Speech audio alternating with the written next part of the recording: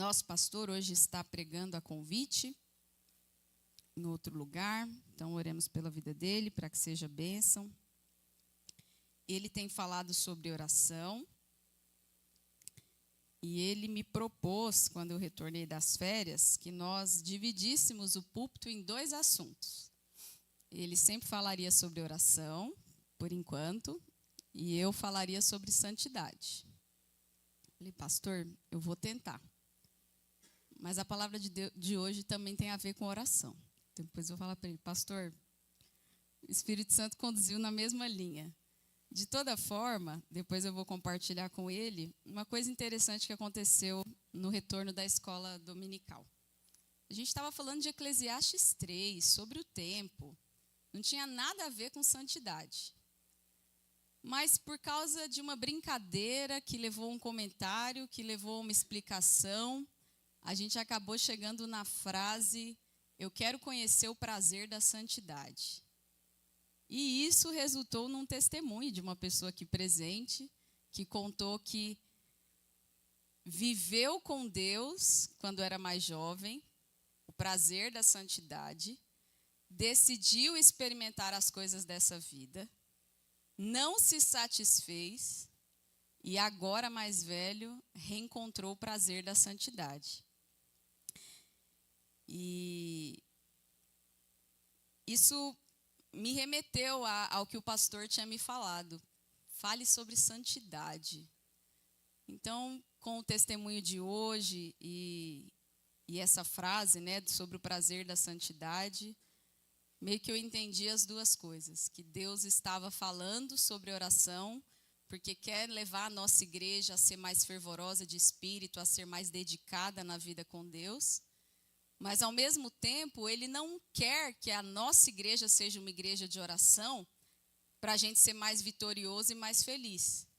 Ele quer que a gente seja uma igreja de oração para nós sermos mais santos diante dEle, para nós alegrarmos mais a Ele. Então, depois que o pastor já falou sobre a oração de Moisés e semana passada falou sobre a oração de Pedro, hoje nós vamos falar sobre a oração de Paulo. Então, convido você a abrir a sua Bíblia na carta de Paulo aos Filipenses, capítulo 1.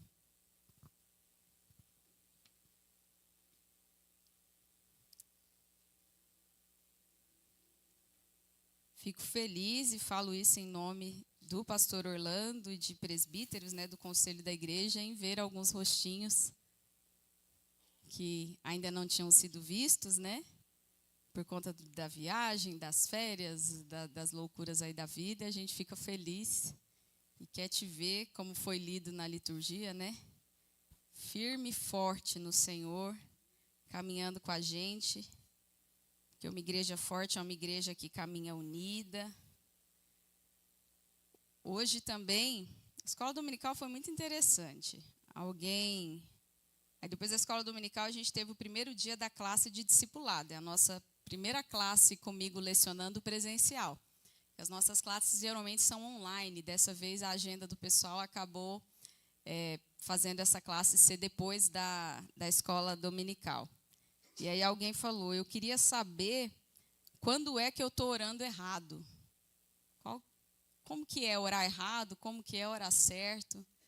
E aí eu disse para a pessoa uma frase que já falou muito comigo, que é, quando você não puder orar como deve, você deve orar como você pode. Com preguiça, desanimado, chateado, com raiva de alguém, não importa como você está, vá para a oração como você está. Porque enquanto você ora, você é transformado. E você sai da oração diferente. Então nunca deixe de orar. Se tem um lugar onde você pode entregar não só seus problemas, mas assim, suas raivas, seus maus sentimentos, suas mágoas, tudo de ruim que você não deve despejar no marido, na esposa, no filho, no patrão, no empregado, no irmão, despeja na oração. Você vai descobrir o poder da oração quando você, na presença de Deus, se derrama por inteiro. Você vai ver que sua alma vai sair mais leve. Então, vamos seguir nesse nessa palavra que Deus colocou no coração do nosso pastor: oração. Os servos de Deus oravam, Moisés orou, Pedro orou, e a gente sabe que cada um deles tinha os seus próprios pecados, suas próprias falhas, mas eles oraram. E aí no livro da nossa história, qual que é a nossa oração? Vai ter uma oração registrada? Bom, vamos ouvir essa oração de Paulo. Paulo não tem só uma oração registrada nas cartas, mas hoje nós vamos meditar nesta aqui.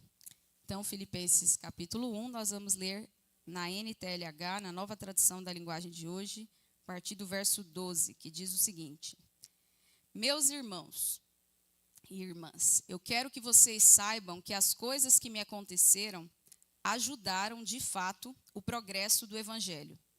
Pois foi assim que toda a guarda do palácio do governador e todas as outras pessoas daqui ficaram sabendo que estou na cadeia porque sou servo de Cristo. E a maioria dos irmãos, vendo que estou na cadeia, tem mais confiança no Senhor. Assim, eles têm cada vez mais coragem para anunciar a mensagem de Deus. É verdade que alguns deles anunciam Cristo porque são ciumentos e briguentos, mas outros anunciam com boas intenções. Estes fazem isso por amor, pois sabem que Deus me deu o trabalho de defender o Evangelho. Os outros não anunciam Cristo com sinceridade, mas por interesse pessoal.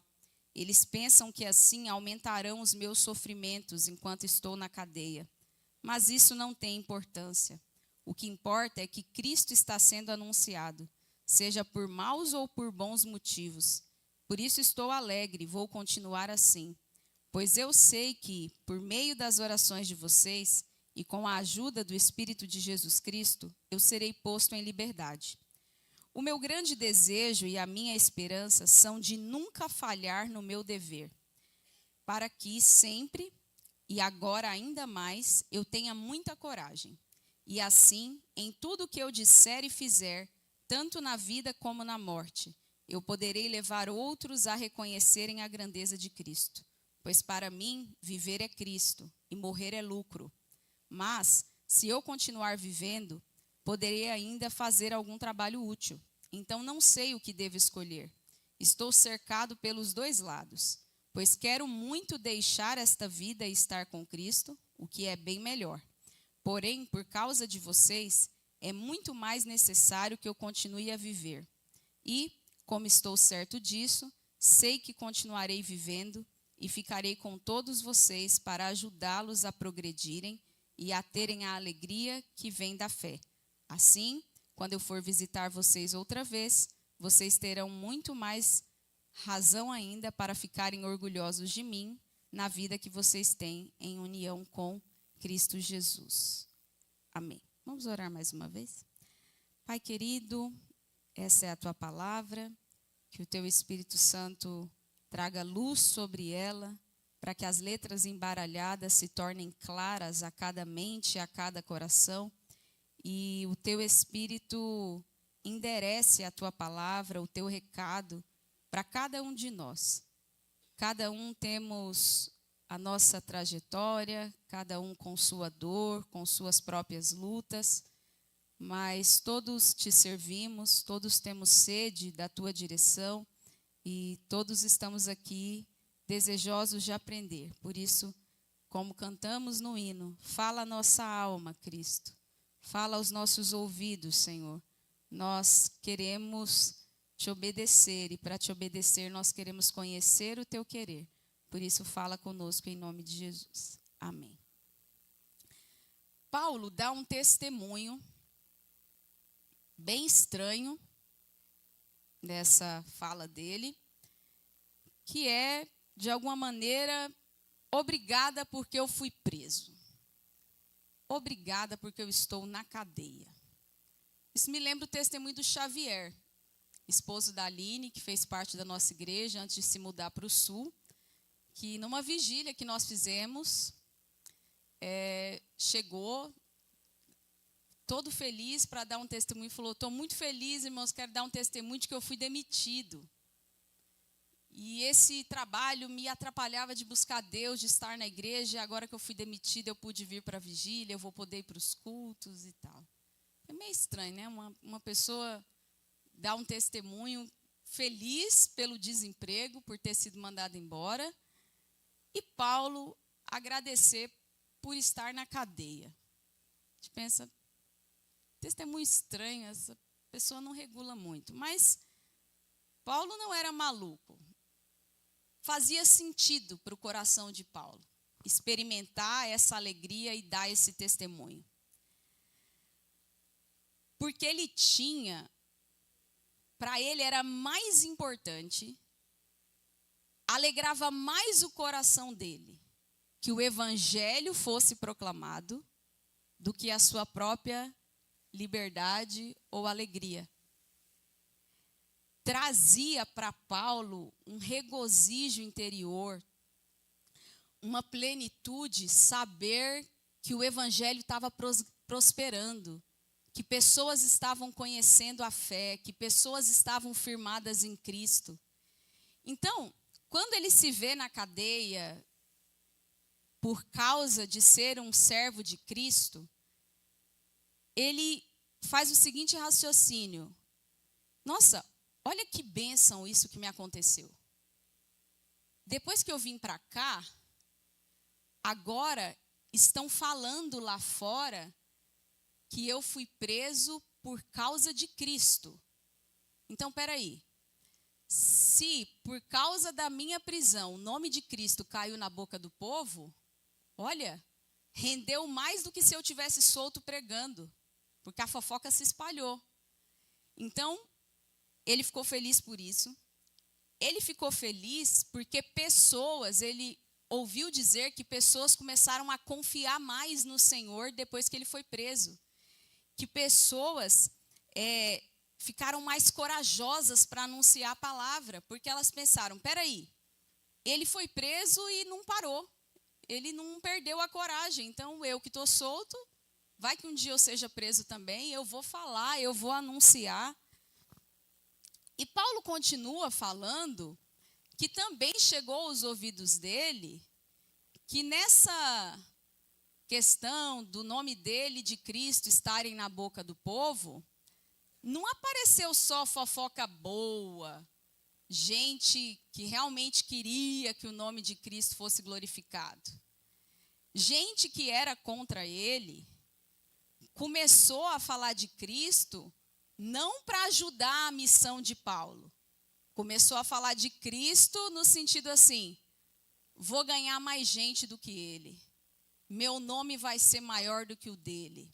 Vou mostrar que essa cidade não precisa desse apóstolo. Uns falaram com essa intenção de inveja, de concorrência. Outros, ele disse que só fofocaram, só falaram, sabe? Que um servo de Cristo foi preso, está lá na cadeia e tal. Outros não. Outros oravam por Paulo, aprenderam de Cristo de Paulo, e é como se eles estivessem dizendo, Paulo, fica tranquilo que você está aí na cadeia, mas a gente está aqui no seu lugar, fazendo os cultos, levando a palavra. E essas notícias que foram chegando, foram deixando Paulo alegre.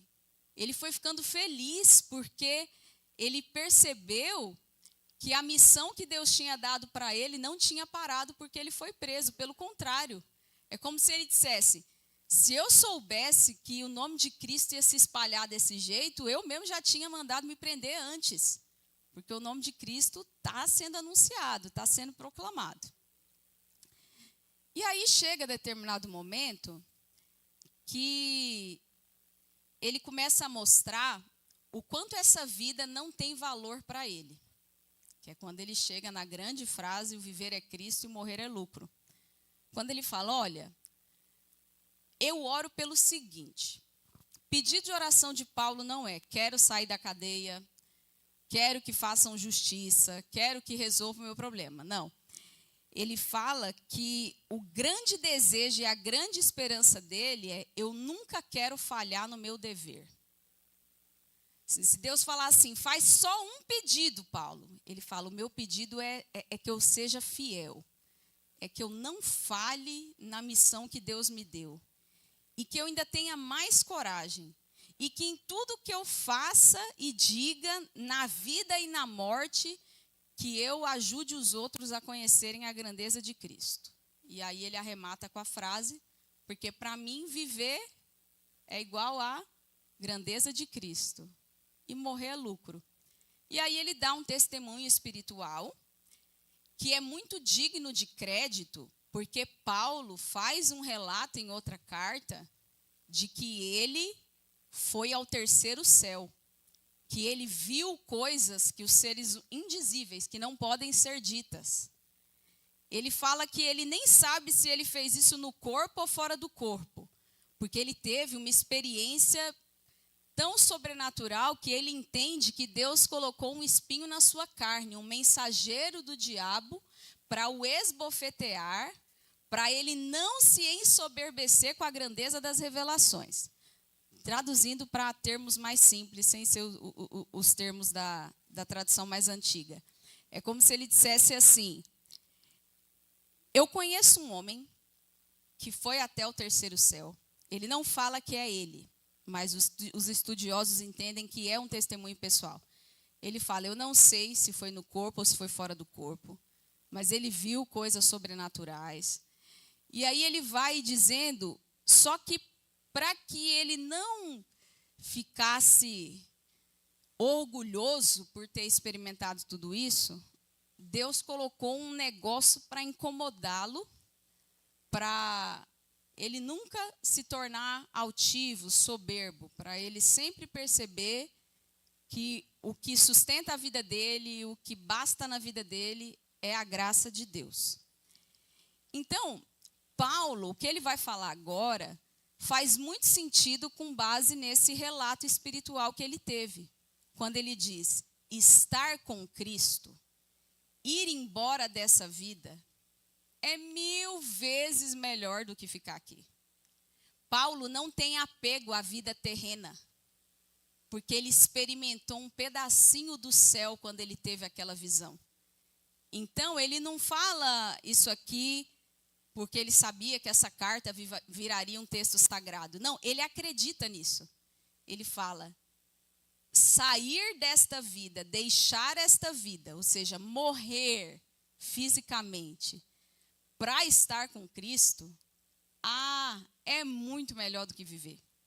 Ele trocaria a vida terrena dele para estar com Cristo. Só que ele tem consciência da missão que recebeu e ele fala, só que eu acho que tem coisa útil para eu fazer.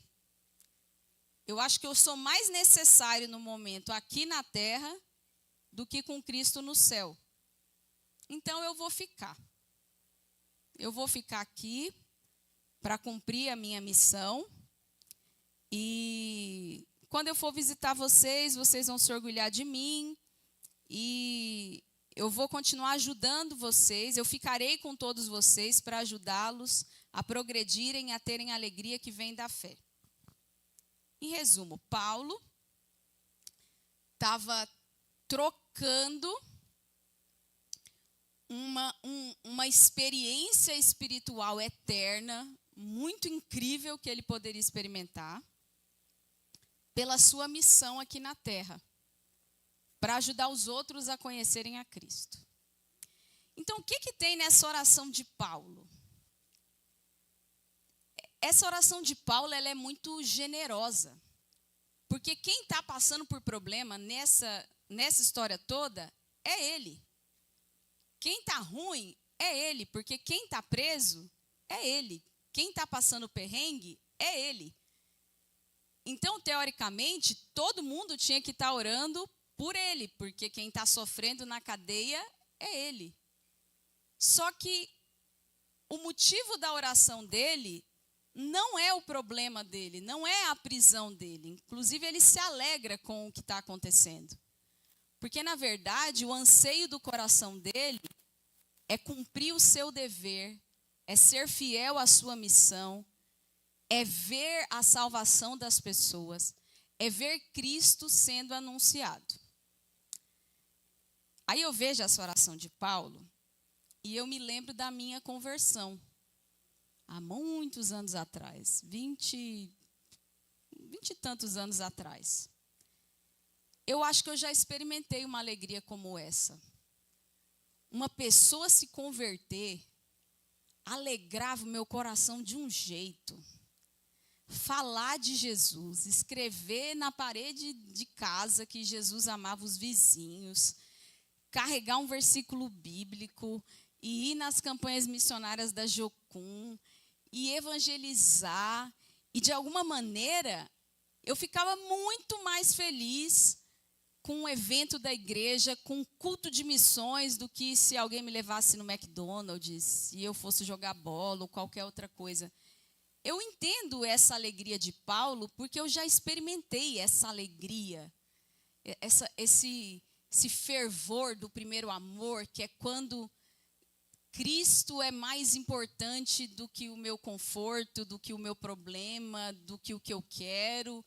E se Deus aparecer para mim e deixar eu pedir uma só coisa, eu não vou pedir nada para mim, eu vou pedir a salvação de alguém, eu vou pedir a libertação de alguém, porque para mim os maiores milagres, os maiores acontecimentos, aquilo que mais alegra meu coração tem a ver com a grandeza de Cristo, tem a ver com a minha fé nele.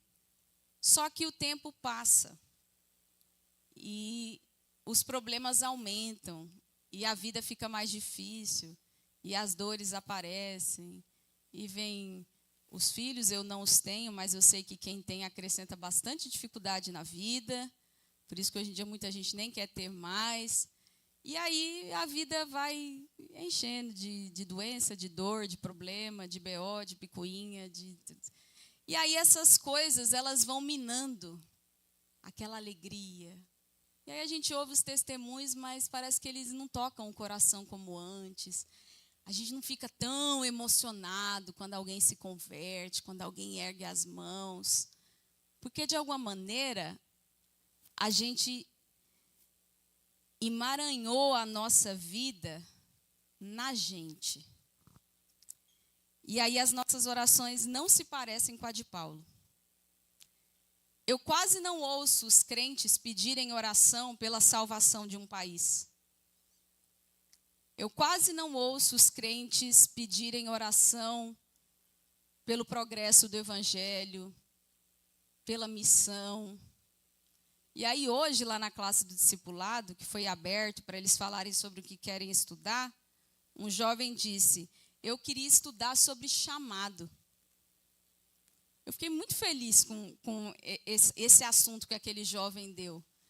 Porque quer dizer que a outra perguntou sobre orar errado. Então, esses irmãos motivaram meu coração, porque o que está enchendo o coração deles tem a ver com um desejo de servir, com um desejo de ajudar, com um desejo de serem úteis. E provavelmente o último pedido de oração que eu coloquei na caixinha foi para eu mesma, para a minha saúde, quem sabe para o meu emprego, para alguma coisa para mim. E não está errado. A gente confia no nosso Deus e é com Ele que a gente conta e é aos pés dele que a gente tem que entregar tudo. Mas será que o amor pelas coisas de Deus, o fervor, o desapego das coisas dessa vida, não ficaram para trás? E eu humanizei demais a minha vida espiritual? Eu, de alguma maneira, fui deixando a vida cristã me levar, e a vida foi me levando, e aí eu cheguei aqui, e de repente, se não tem uma campanha de evangelismo na igreja, eu não evangelizo. Se ninguém me escala para interceder, eu não intercedo. E se ninguém faz um desafio da Bíblia, eu também não leio.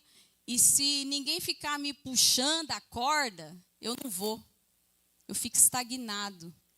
Aí eu passo a ter uma fé capenga, que depende dos outros, que depende de outra pessoa.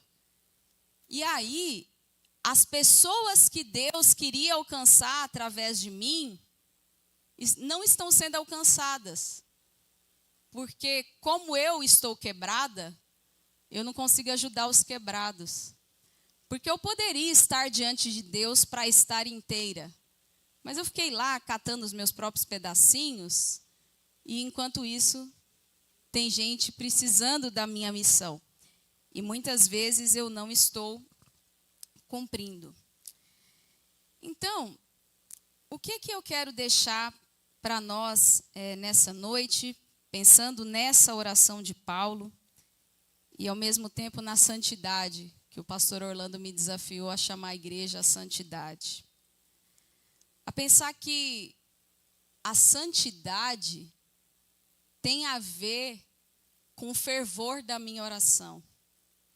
E pela minha oração, eu consigo discernir o que habita em mim. E aí eu pergunto, quais são os problemas que têm me incomodado? O que está me incomodando na família? O que está me incomodando no emprego? O que está me incomodando na própria igreja? O que é que eu acho que está atrapalhando meu caminho, que está me tirando foco, que está me dando enxaqueca? E que você olhasse essas coisas como se fosse alguém te levando para a prisão, como se você fosse Paulo. E aí, quando você pensar naquela dor de cabeça que aquela pessoa vai te dar, pode ser seu filho. A bagunça que seu filho vai fazer, você pensasse, essa bagunça do meu filho está contribuindo com o progresso do evangelho? Será que Deus está permitindo esse momento complicado na minha família? Porque Ele quer que eu me consagre mais? Será que Ele quer que eu seja diferente? Será que isso é para eu levar meu filho mais para a escola dominical? Será que isso é um sinal? Começa a tentar entender aquilo que te acontece, para ver se você não acha uma causa espiritual. Porque pode ser, como a Thali mencionou, que Cristo esteja falando às nossas almas. Só que nem todo mundo ouve a Deus. Mas não porque Deus se calou, mas é porque faltam profetas. Um dos profetas no Antigo Testamento, ele faz uma declaração porque o povo de Israel, e teologicamente, considera-se que houve 400 anos de silêncio profético. As nossas Bíblias, especialmente as mais antigas, elas têm uma página em branco quando termina Malaquias, antes de começar o Novo Testamento. A gente imagina que essa página em branco é só para ficar separado, organizado. Mas os biblistas chamam essa página em branco, que fica no final de Malaquias, antes do anúncio do Novo Testamento, de período interbíblico. E esse período é considerado o período de 400 anos de silêncio profético, porque teve até Malaquias, e aí é como se não tivesse nascido mais nenhum israelita que fosse profeta. Tanto que um dos profetas fala, já não há mais profetas, e nenhum de nós sabe até quando isso acontecerá. Aí vai aparecer João Batista, por isso ele vai ser tão querido pelos judeus, o último dos profetas, mas levou um tempo para ele aparecer. Então, o povo de Deus entendeu que Deus parou de falar, pela falta do levante de um profeta. Mas será que Deus parou de falar mesmo? Será que a questão não é que ninguém estava sintonizado para ouvir a Deus, seja por causa do cativeiro, seja por causa da destruição do templo, seja pelo motivo que for? Algo parecido acontece com o profeta Samuel, quando ele é criança e a mãe o leva na igreja depois de desmamado para ser ajudante do sacerdote Eli. O livro de Samuel começa dizendo que naquele tempo, raramente Deus falava, as visões não eram frequentes. Ou seja, no começo de Samuel, ali saindo do período dos juízes, quase ninguém tinha visão espiritual. Quase não havia testemunhos de pessoas ouvindo a voz de Deus e tal. Mas tinha um sacerdote lá, tinha Eli e os seus filhos, uma família sacerdotal. Era para alguém estar ouvindo Deus para trazer o recado para o povo. Nessa época eles não tinham a Bíblia, eles precisavam do profeta. Mas Samuel começa dizendo isso. Nessa época, as visões eram raras. Raramente tinha algum acontecimento. Só que aí, depois que Deus fala com o menino e que ele fala, eis-me aqui, teu servo ouve, o texto fala que o Senhor continuou se revelando a Samuel em Siló. Ou seja, Deus quase não aparecia no capítulo 1. E aí no capítulo 3, Deus começou a aparecer toda semana, ele continuou aparecendo. E Samuel foi um dos maiores profetas, porque ele foi rei, profeta e sacerdote. Ele cumpriu as 3 funções para o povo de Israel, antes da monarquia. Então, de repente, no 3º capítulo, por causa daquele menino que soube ouvir a voz de Deus, Deus começou a falar. E Deus nunca mais parou de falar, até a morte de Samuel, ele continuou ouvindo a voz de Deus. Então, não tinha a ver com Deus ter ou não o que falar. Tinha a ver com Deus ter ou não quem quisesse ouvir. E é por isso que quando Deus traz a visão para João, lá no Apocalipse, as igrejas, ele repete tantas vezes: quem tem ouvidos para ouvir, ouça o que o Espírito diz às igrejas. Porque ele está afirmando, o Espírito está falando, mas é preciso que quem tem ouvidos possa escutar. Porque muita gente tem ouvidos e não consegue ouvir. Então, a gente precisa começar a pensar sobre isso. No meio das nossas tribulações, das dificuldades que a gente vive no ministério, na vida pessoal, no casamento, com os filhos, em que o meu problema está cooperando com o progresso do Evangelho? Às vezes, aquele problemão na empresa vai me possibilitar ser útil na vida de uma pessoa. Quem sabe eu vou ter que cobrir um funcionário no cafezinho. Mas quem sabe naquela semana que eu tiver que fazer aquele negócio chato, vai acontecer alguma coisa. Porque Deus está agindo no mundo. E Ele quer que nós sejamos cooperadores do Evangelho. E Paulo levou isso a sério. Ele se considerava um cooperador. Tanto que quando ele foi preso, ele chegou a essa conclusão: maravilha, se eu soubesse, tinha sido preso antes. Agora o nome de Cristo está sendo espalhado. Olha que bênção. Não precisei nem viajar, eu só fui preso. E aí eu sei que tem uma galera falando por um motivo errado ou não, e outra pessoa falando. E aí, além dessa fidelidade a Deus, dessa oração, Deus, eu quero cumprir o meu dever. Nós, pastores, sentimos falta nas igrejas de pessoas atenderem apelos do tipo assim: eu quero me entregar por inteiro, eu quero amar mais a Deus, eu quero fazer um compromisso de fidelidade.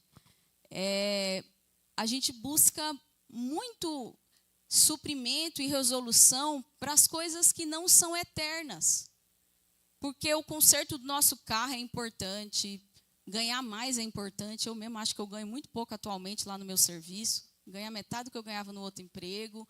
É claro que as coisas dessa vida nós podemos buscar melhorias e buscar isso em Deus. Mas isso talvez não vai trazer edificação para a minha vida. Porque às vezes eu vou ser mais fiel a Deus nesse emprego mais fraquinho, porque talvez vai me sobrar mais, eu vou ter mais tempo para ter uma vida de oração dedicada, do que talvez se eu for para um emprego, para um cargo melhor, para ganhar mais, mas para ficar mais ocupado. Então, talvez a minha questão colabore com o propósito do Evangelho. E como é que eu reajo diante dos problemas? Bom, aqui é a grande chave, e eu ouvi um testemunho e eu ri muito, achei interessante e acho que faz bastante sentido. Uma pessoa que eu acompanho ficou muito tempo sem ir na terapia, parou a terapia, a pessoa meio orgulhosa, não gosta muito de receber conselho e tal. E aí a pessoa acabou resolvendo e pagou e foi para a terapia. E tomou muita bronca da psicóloga. A psicóloga falou a pessoa foi falando que achava que a psicóloga ia consolar, ia dar razão para os problemas que ela ia contar. E disse que a psicóloga falou que a culpa era dela, e que era ela que tinha que mudar. E aí depois ela falou assim, nossa, se eu soubesse que eu ia tomar bronca, não tinha nem pagado, né? Tipo, gastei para sair com a orelha roxa, né?